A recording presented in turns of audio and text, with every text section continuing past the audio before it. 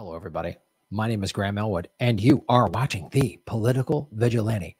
Well, what if I told you there's a country out there that has like a think tank that is funded by the military-industrial complex, all the defense contractors, and the people that have come out of there are in the media, and some of them even within the upper echelons of the government. Which country would you think this was? North Korea? China? Russia? You'd be wrong. It would be the United States of America, ladies and gentlemen. This was submitted by Tim Stack. A great way to support our show is go to patreon.com/Graham Elwood. That's what Tim has done. You can submit articles like this. The top New York Times, Washington Post experts affiliated with Pentagon-funded CNAS think tank. Watch behind the headlines correspondent Dan Cohen explain how top foreign policy reporters are linked to the U.S. government, weapons industry, and oil corporations, the very forces they are supposed to hold accountable. See, if we had an actual free media, and it's not fake news, they give us the news, and oftentimes they are giving some factual information, but they slant the angle of it, right? Sometimes they just flat out lie. We know that. But sometimes they'll give you the factual information, but they go like, Biden should have, he didn't handle Afghanistan the right way. Well, okay, that gets us back into this same, boy, if Trump was president, he would have handled it better, or this party's better than that party. It doesn't look at the overall $3.5 trillion that was wasted by 4 presidents in both political parties over 20 years, meaning we never should have been in Afghanistan in the first place. They're not going to have that. They're always going to frame the conversation or the debate in their way. And this is why, because here in Washington, as I said, it's not North Korea. The think tank inside this nondescript building, Center for a New American Society. Oh, God. Anytime it's got that new American patriot freedom, you're just like, it's got to be evil, is the clearest example of just that. CNAS is a premier militarist think tank in the nation's capital, especially for Democratic Party administrations. It is funded by the State Department and the Pentagon and has taken more money from weapons companies over the last several years than any other think tank. So this is how incestuous it is. They get money from the State Department and the Pentagon, and then has also taken money from the defense contractors. So if you've thought for a second that our State Department and our Pentagon were like part of America's freedom, they're just part of, it is the political branch of the military-industrial complex. And these think tanks are in all the time. And we're going to get into all the reporters, and I'm going to put the link in the show notes to read the entire article, because it's going to just go through this reporter for the New York Times, this one Washington Post, and this is the crap that they push, right? I mean, we know the Washington Post, look, is owned by Jeff Bezos. Jeff Bezos was paid $600 million by the CIA to host their servers. I mean, this is the Washington Post that did all these negative articles and stories about Bernie Sanders, because Bernie Sanders would not be spending all this money on war. But it's not just the media, kids. It's Joe Biden's cabinet. From President Joe Biden, CNAS serves as a farm from which key positions in his administration are cultivated. In fact, at least 16 CNAS alumni are now in key positions in the Biden Pentagon and State Department.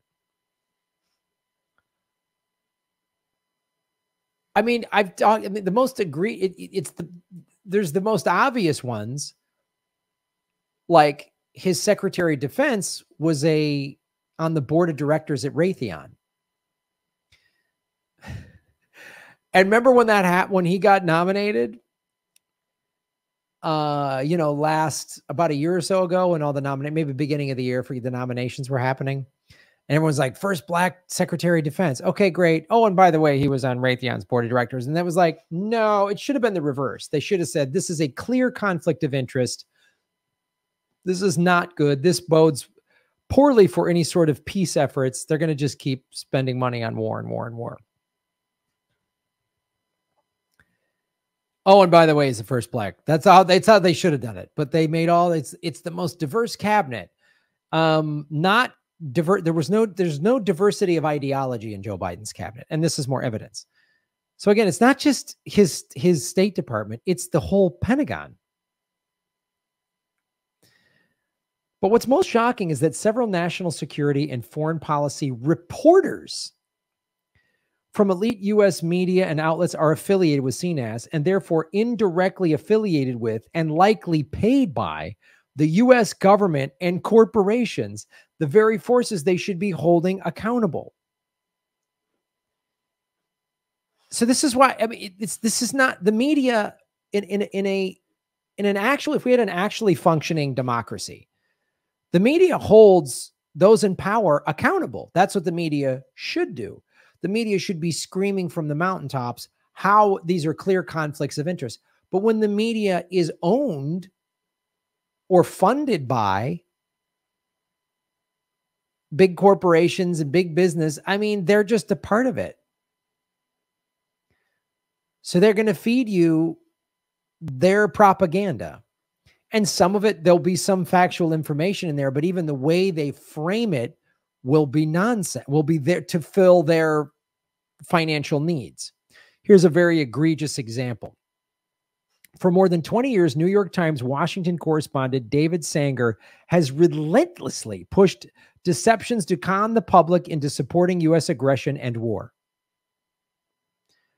From the George W. Bush administration's lies about WMDs in Iraq to lies about Iran attempting to create nuclear weapons and evidence-free claims from intelligence agencies about Russian cyber attacks.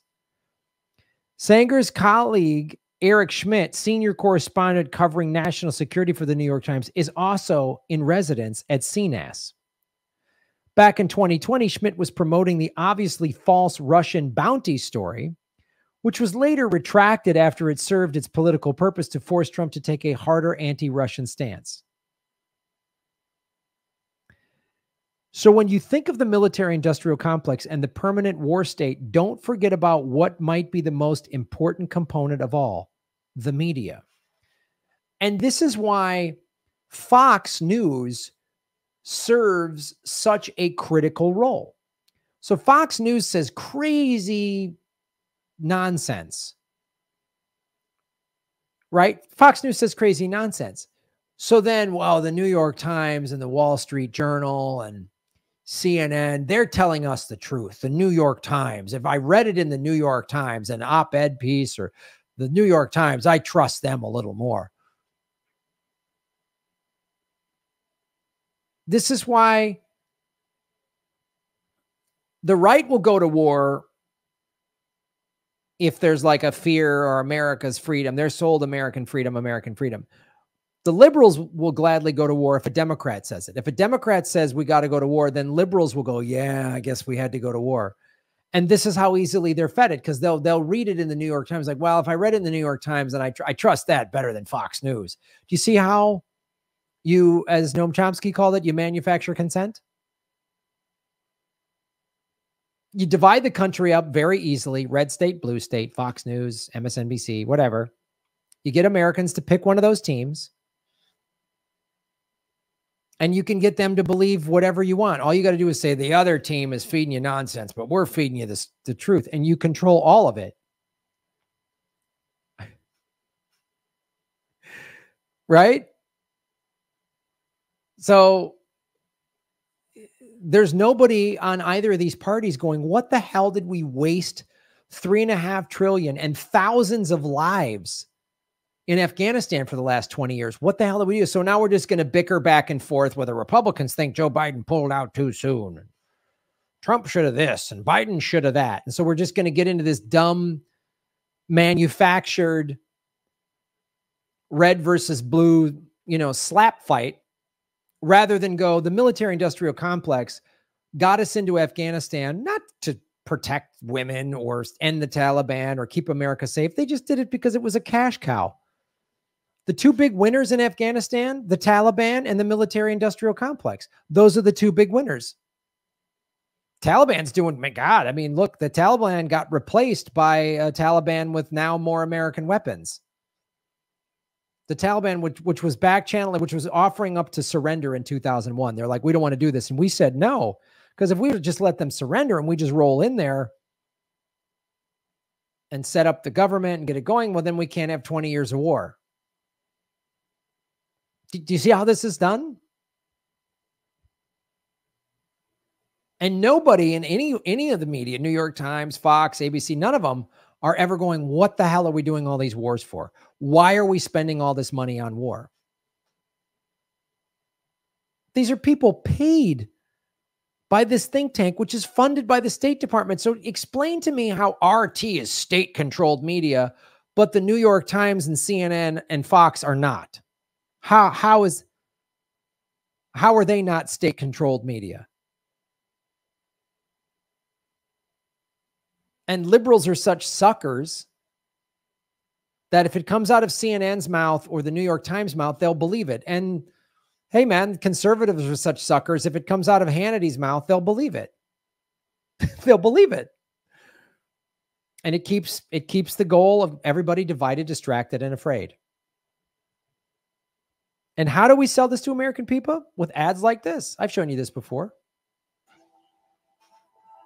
This looks exciting. What is this, an ad for computers or cell phones or cutting edge technology? What?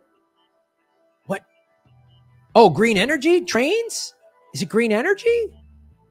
Connecting the world. Let's live in peace.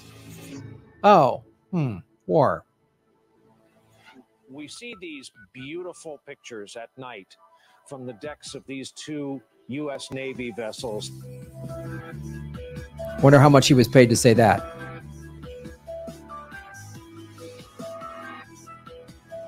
I am tempted to quote the great Leonard Cohen, I'm guided by the beauty of our weapons.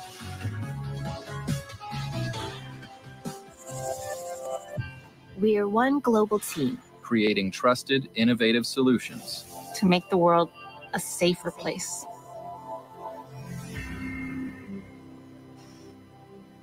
Raytheon. They buy ad time on him. I mean, you think Brian Williams you don't think he was paid to say that? Or at least had a producer in his ear going, hey, man, the weapons guys spend a lot of money here, so you can have your house in the Hamptons. So give him a good plug on Rocket Day. That's what that was. No mention of, wow, these rockets are going to go kill innocent people.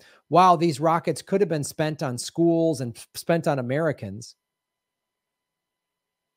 Again, just look to Afghanistan. Look at the $3.5 trillion spent by both political parties in 4 different presidencies over 20 years. What could that money have done? $3.5 trillion. We could have student debt forgiveness. We could have like Medicare for all. There could be no more homeless people in this country. We could have a great Green New Deal. You know, we could be sitting here 20 years of implementing a Green New Deal. We could be 20 years removed from like, oh, we want to get rid of no more after 9/11, no more entanglements with the Middle Eastern oil. We just don't want, we're off of oil. We're done. And we could be sitting here living in this like green utopia, all Americans having great jobs, free college, good healthcare, free healthcare.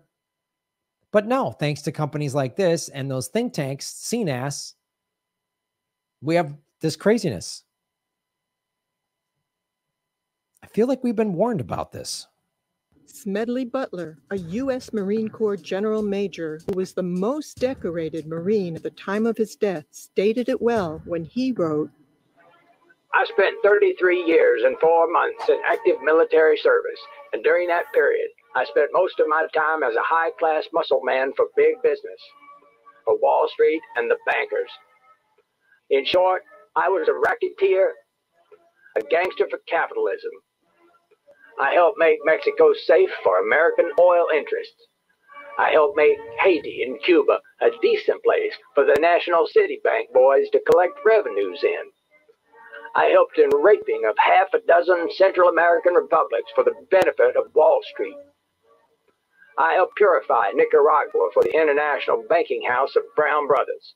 I brought light to the Dominican Republic for the American sugar interests. I helped make Honduras right for the American fruit companies. In China, I helped see to it that Standard Oil went on its way unmolested. Looking back on it, I might have given Al Capone a few hints. The best that he could do was operate his racket in 3 districts.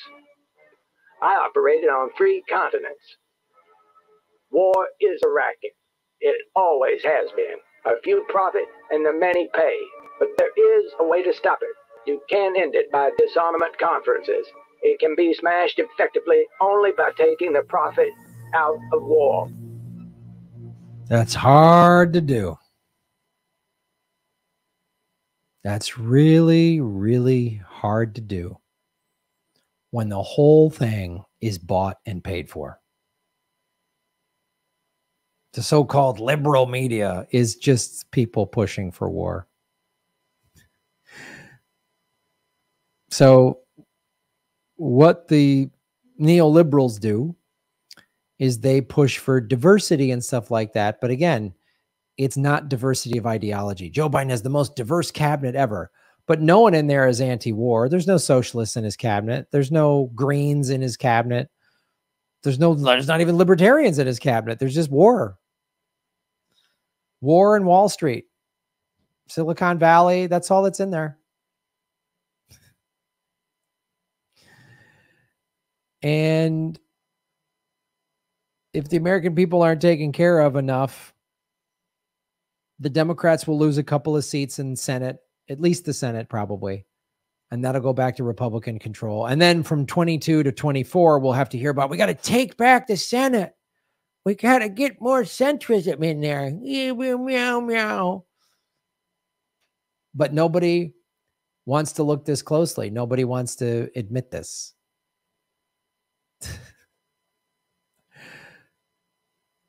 I mean, if the New York Times and the Washington Post are pushing for war, we know the conservatives love war because it's all about flag waving freedoms. But I mean, and people forget too, it was Trump ran in 2016 on an anti-interventionist campaign. He did not run on that again in 2020. I don't know if you noticed. When he was running in 2020, he was just, I'm great. The Democrats are bad. I'm number one. He wasn't saying, I'm going to get us out of all these wars, because he learned as president, oh, you can't say that. You say that too much, you're out. You ramp up war, you get a second term. Obama he dropped more bombs than Bush. He took us from 2 wars to 7. He absolutely got a second term. George W. Bush, of course he got a second term. Bill Clinton bailed, deregulated Wall Street. He gets a second term. All right. Follow the money, connect the dots. That's how you get the truth, right? Thank you, Tim Stack, again for submitting this article. And of course, you can do what Tim does and support the show at patreon.com/Graham Elwood. Follow the money, connect the dots. That's where you get the truth. Shave your knuckles for justice. Boom. Hey, everybody. Ron Placone and I had to cancel all of our October tour dates because of COVID, the Delta variant, all that. But we still have shows in California. Ron and I are doing San Francisco, September 11th, Sacramento, September 12th, Burbank, September 15th, and Lee Camp and I are doing Live Government Secrets, September 18th in Los Angeles. All those tour dates are at grahamelwood.com. All of the venues are requiring proof of vaccination. Dynasty Typewriter on the 18th is also saying you can do negative COVID tests, but check with the venues for what their policies are. I have no control over those policies. Go to grahamelwood.com. Sorry we can't come. This sucks. We'll be back hopefully next year. But if you're in California or want to make the trip, come out to these shows. These are probably the only shows we're going to do this year. Thank you.